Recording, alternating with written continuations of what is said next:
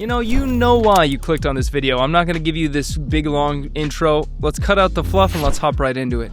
So what you're gonna do in Final Cut Pro is go to the effects browser, go to the blur tab, and you are gonna find the Gaussian blur effect and just double click to apply this. We can close out of this and then head up to your inspector window, and you're gonna click on this little icon that looks like a person who just got beat up and is now seeing stars. And then you're gonna click Auto Mask, which is an incredible new tool in Final Cut that automatically identifies different parts of your shot and then basically isolates it for you and adds like an intelligent blur on it. It is phenomenal. It's one of the best features in Final Cut Pro, and it is now the best way to create this free skin smoothing effect in this software. So you're gonna select skin and then hit Add Auto Mask. Obviously, this looks terrible. So what I would suggest you do is reduce the amount to 1 or 2, and then I like to add just a slight blur boost on this last slider here. We can actually increase the blur boost maybe just a bit more and just scrub through,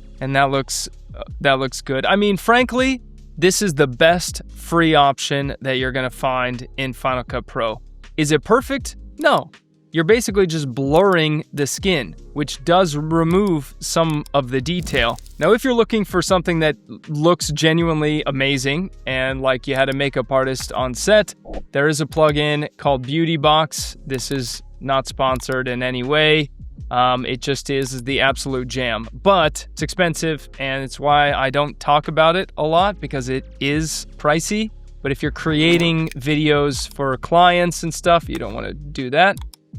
Then it's second to none. So basically it smooths over skin in an intelligent way. You can still see the different pores, and you can also adjust the amount of contrast and a lot more, but this is a free effect tutorial, so I'm not gonna go into this, but if we just look at the before and after, just look at the difference that makes. So you can stick with the free option, and maybe if you need something a little stronger, a little better, then go with the Beauty Box plugin. Do me a favor, I've been creating Final Cut tutorials for 7 years. I would really love to hit 100,000 subs by the end of this year. Press that subscribe button so I can create more free tutorials for you and the FCP community, and have a great day.